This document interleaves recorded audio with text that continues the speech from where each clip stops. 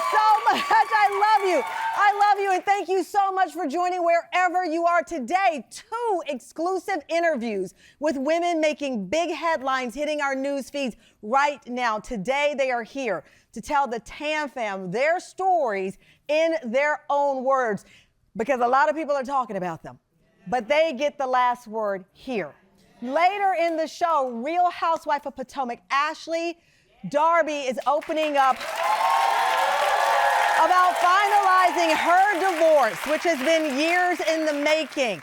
But we are starting with world champion boxer Claressa Shields, who is speaking out for the first time on TV about the drug testing scandal that just broke. It was 3 weeks ago.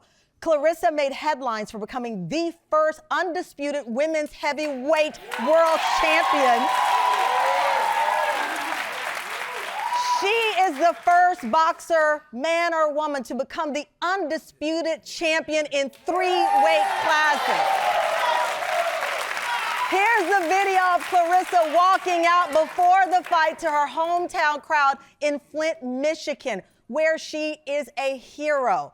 Claressa is the first American woman to win any gold medals in boxing, not 1, but 2, 2012, 2016, and the only American boxer to do it back-to-back. She's been nicknamed the GOAT, greatest woman of all time, a title she wears proudly. Claressa's inspiring rise into the world of boxing started at age 11. She is focused on her skill, on her talent, including when it was all captured in her movie about her life. It was called The Fire Inside. It was in theaters in December. Here's a clip of the actor portraying her, Ryan Destiny, fighting against double standards as a female boxer. Take a look. Well, I don't have the connections, the contacts, you feel me? I mean, at first it was Look, all these other people getting these endorsements and sponsorships. Meanwhile, I can barely pay my mama rent. Well, when it comes to someone getting behind Claressa, for someone to say, you know, I want this girl to represent my brand. I've been wearing the lip gloss and the girly clothes just like y'all said. And that is helpful, Claressa, it really is. But, for example, we would love you to stop saying that you like hitting people and making them cry. Why? He just seemed like a bully. I box. I am a bully. Floyd a bully, Ward a bully. Hell, even Ali was a bully. Yeah, we understand that. So I can't be a bully because I'm a girl. Well, now, Claressa is fighting for the reputation she worked hard to earn. On February 7th, just 5 days after the Flint match she made history for, where she just saw her walking out cheering by the crowds cheering her. Claressa's routine drug test came back positive for trace amounts of marijuana, and she's now temporarily suspended from fighting in her home state of Michigan. But Claressa is fighting back, denying the accusations, keeping her from the sport she loves in the city that she loves even more. Please welcome, in a daytime exclusive, Claressa Shields!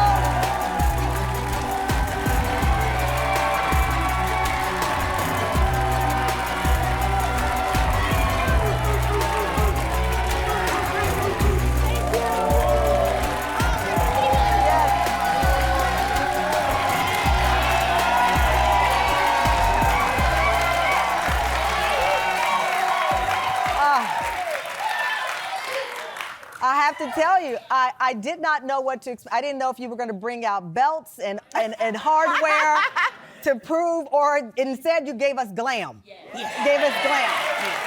Yeah. How are your spirits? Because you have a big smile on your face, but I know there's a lot going on.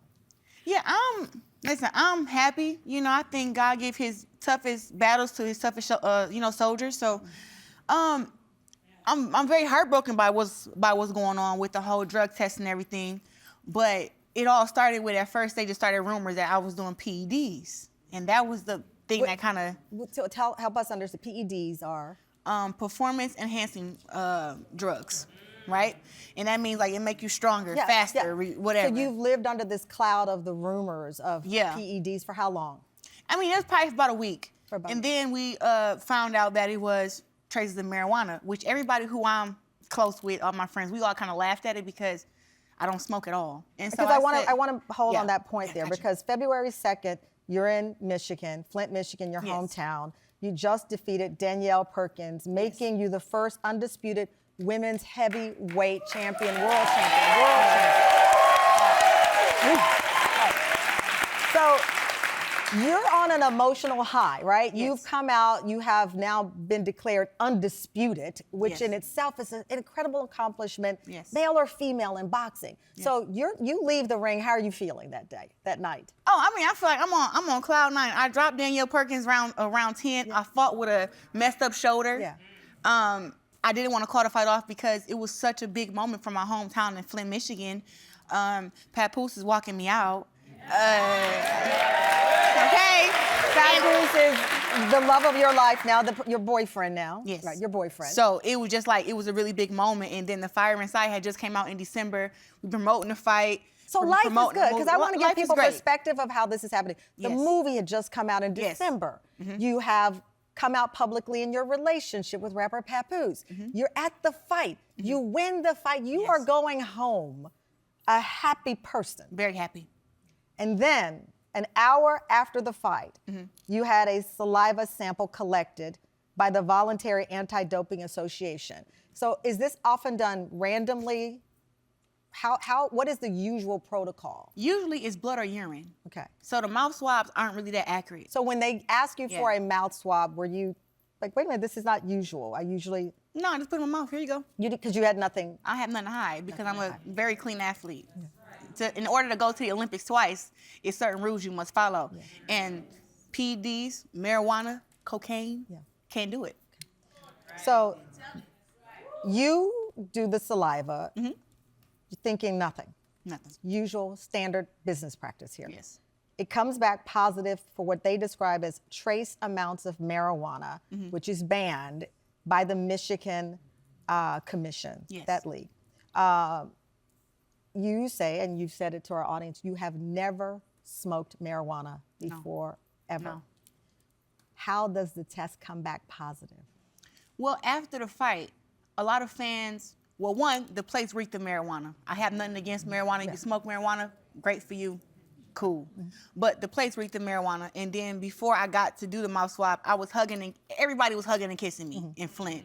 Everybody felt like they're my cousin, sister, brother, friend. So You're the hero of Flint. Yes, everybody was hugging and kissing me. And I know some boxers don't stop and greet the fans, but I'm not one of them. I hugged and kissed everybody back. So, Right. And that is relevant because you did the urine test after that. And you Yes. posted the results of your urine test, the urine test that was submitted, which was negative for Yes, marijuana. marijuana, yes. And you captioned it, "I've always competed clean. I stand by that. I take my integrity seriously inside and outside the ring." I do want to point out to the audience, according to the Journal of Analytical Toxicology, urine tests are better for long-term detection, Yes. while saliva tests are better for detecting recent use. That said, another study in the Journal of Analytical Toxicology found that inhaling secondhand smoke Yes. is one reason a person can have a false positive swab.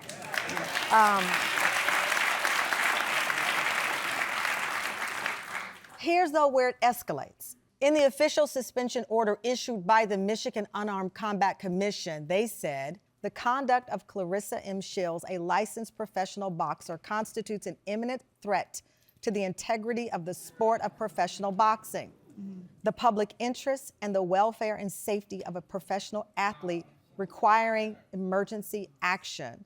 We reached out to the Michigan Unarmed Combat Commission, and they said, quote, "The commission and the Department of Licensing and Regulatory Affairs cannot comment further on an ongoing administrative proceeding."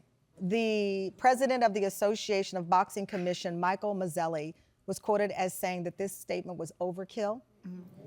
When you hear the statement that you are an imminent threat to the integrity of the sport that you have honed since age 11, Yeah. I know you're tough, but I also know that your father, who'd been prison, came and introduced you to boxing, did not want you to box because he didn't want a girl, didn't think it was a safe sport for you. You get the permission as a baby, you start training, you have the discipline, you prove everyone wrong. And then in a statement, someone can say you're an imminent threat to the integrity of the sport. Oh, well, well, when I read that, that's what kind of, you know, hurt my feelings a little bit, because I know that, you know, I don't do anything wrong when it comes to boxing. And being a black woman in the sport already, I have to work 10 times harder to even get equal pay, you know, to even get put on TV, to get respect. So I have to kind of walk a straight line. And so I'm walking a straight line, and then to see someone say that, it was like, well, it's also hard for me to get endorsements and sponsorships because of the sport that I do and how they don't really know how to accept powerful black women. So now I'm fighting this. And when I read that, I was like, okay, wow, okay. I guess I'm just guilty, and I don't even get to prove my innocence. I'm just already guilty. And then it just took off like wildfire. The WBO boxing organization also made posts and said that I was a danger to the sport. I didn't have to prove my innocence within 30 days or they would strip me. Hollywood Unlocked, Shade Room, everybody's posting this stuff saying that I'm a danger to the sport, I'm suspended, I smoke marijuana. And I'm just sitting at home looking at all this stuff like, ain't no way. Ain't no way that America's two-time Olympic gold medalist is getting treated like this. And I'm just grateful for my support system. You know, all the fans who sent me messages, all my friends that called me, text me, and didn't buy into the shenanigans. Even some of the blogs reached out to me and said, hey, you know, when you're vindicated, we're gonna also post, you know, about how you beat this case and you're not suspended, because I'm not suspended from boxing. I'm suspended to fight in Michigan. I can go fight in California, New York, Texas. Right. I'm not suspended from the sport. So, and I think that's a clear point. It is in Michigan, but that said, you know, these things take on a life of their own. Yeah. And they can hurt endorsements. But more than that, kids look up to you. Yes. People look up to you, and you are proud of you. Yes. So this is an attack on your character. Mm-hmm.